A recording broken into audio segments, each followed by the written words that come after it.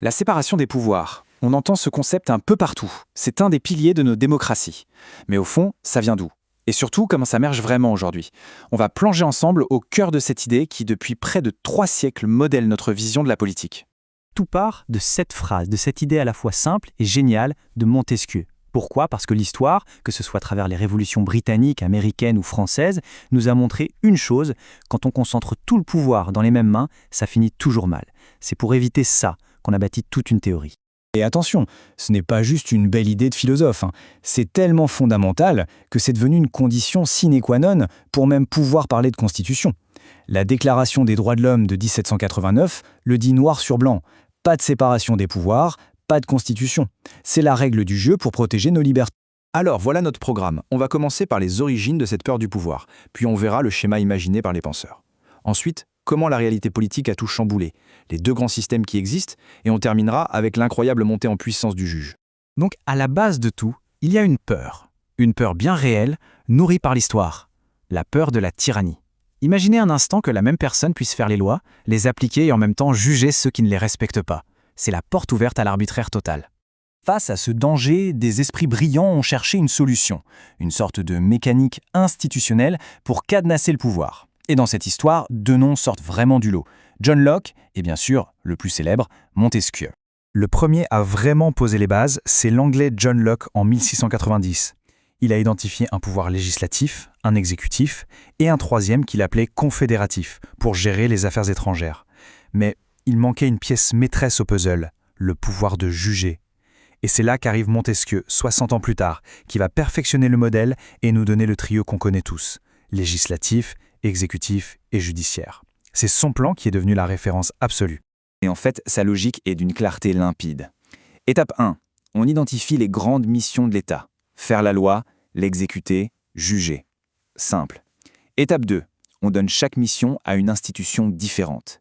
Et étape 3. Le point crucial, le génie du système, on donne à chacune de ces institutions des outils pour freiner les autres. C'est ça, le fameux check and balance. Le pouvoir arrête le pouvoir. Pourtant, et c'est ça qui est assez ironique, Montesquieu lui-même n'allait pas au bout de sa propre logique. Pour lui, le pouvoir de juger était en quelque façon nul, presque insignifiant. Il se concentrait surtout sur le bras de fer entre celui qui fait la loi et celui qui l'applique, le législatif et l'exécutif. L'histoire, comme on va le voir, va lui donner spectaculairement tort. Bon, la théorie, c'est une chose. Mais la politique, la vraie, est venue tout bousculer. Parce que les premiers penseurs n'avaient pas vu venir un acteur qui allait complètement changer la donne, le parti politique. Et ça nous amène à ce qu'on appelle le phénomène majoritaire. C'est la clé pour comprendre la politique moderne. En gros, c'est quand le président ou le Premier ministre est aussi le chef du parti qui contrôle le Parlement. À ce moment-là, la belle séparation entre exécutif et législatif, elle vole un peu en éclats. Ils ne sont plus adversaires, ils sont alliés. Du coup, le vrai combat, il n'est plus là où on l'attendait. Ce n'est plus vraiment le gouvernement contre le Parlement. C'est le bloc de la majorité au pouvoir contre le bloc de l'opposition. Le contre-pouvoir n'est plus tellement institutionnel, il devient politique. Prenez l'exemple du Sénégal. Quand le président a une majorité écrasante, l'Assemblée nationale peut parfois ressembler à une simple chambre d'enregistrement qui valide les décisions du gouvernement. Alors, face à cette réalité, toutes les démocraties ne sont pas organisées de la même façon. Il y a, pour faire simple, 2 grands modèles qui appliquent le principe de séparation différemment: le régime parlementaire et le régime présidentiel. Ce tableau résume bien les choses. D'un côté, le régime parlementaire, qu'on dit à séparation souple. L'exécutif dépend du législatif. Le gouvernement peut être renversé par le Parlement. C'est un système basé sur la collaboration. De l'autre, le régime présidentiel, à séparation stricte. Chacun est chez soi. Le président ne dépend pas du Parlement et inversement. C'est un système d'indépendance. Chaque système a ses armes. Dans le régime parlementaire, c'est l'équilibre de la terreur. Le Parlement peut virer le gouvernement avec une motion de censure, mais en retour, l'exécutif peut dissoudre le Parlement et appeler à des nouvelles élections. Une destruction mutuelle assurée. Dans le régime présidentiel, les armes sont différentes. Le président a son fameux droit de veto pour bloquer les lois, et le Parlement a l'arme atomique de l'impeachment pour destituer le président. Mais voilà, en pratique, ce n'est pas si simple. En Afrique, beaucoup de régimes parlementaires, comme au Niger ou à Madagascar, ont été synonymes d'instabilité chronique. Et à l'inverse, beaucoup de régimes présidentiels ont dérivé vers ce qu'on appelle le présidentialisme, c'est-à-dire une concentration excessive du pouvoir entre les mains du président, ce qui déséquilibre tout le système.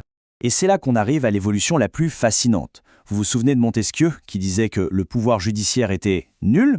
Eh bien, l'histoire va lui prouver le contraire de la plus éclatante des manières. Regardez cette chronologie, c'est incroyable.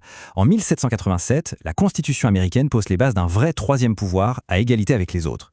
Puis en 1803, un arrêt de la Cour suprême, Marbury contre Madison, lui donne des super pouvoirs, celui de vérifier que les lois respectent bien la Constitution. Et aujourd'hui, partout, en France, au Sénégal, au Bénin, les juges constitutionnels sont devenus des acteurs centraux du jeu politique. Alors oui, les mots peuvent changer d'un pays à l'autre. En France, on parle d'autorité judiciaire, au Sénégal de pouvoir judiciaire. Mais au-delà des mots, la réalité est la même. Le juge n'est plus un simple technicien du droit, il est devenu un véritable contre-pouvoir, un gardien de l'équilibre.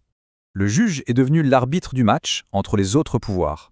Aux États-Unis, la Cour suprême a sifflé la fin de la partie quand le Congrès a essayé de s'arroger des pouvoirs de l'exécutif. Elle a aussi rappelé au président Clinton qu'il n'était pas au-dessus des lois. En France ou au Bénin, le juge constitutionnel fait la même chose. Il s'assure que personne ne sort de son couloir. Donc le chiffre magique aujourd'hui, ce n'est plus 2, mais bien 3. La séparation des pouvoirs modernes, c'est une danse, parfois une bagarre, entre 3 acteurs qui sont en théorie de force égale. Ce qu'il faut vraiment comprendre, c'est que ce principe n'est pas une vieille idée poussiéreuse. C'est un principe bien vivant qui respire, qui est testé tous les jours dans l'arène politique et qui est défendu bec et ongle par les juges. Il s'adapte sans cesse. Et ça nous laisse sur une question fondamentale pour l'avenir. Étant donné que le phénomène majoritaire a tendance à gommer la frontière entre l'exécutif et le législatif, est-ce que le juge, ce pouvoir que Montesquieu jugeait nul, n'est pas en train de devenir notre ultime rempart, le dernier gardien de nos libertés? C'est une question qui mérite vraiment qu'on s'y attarde.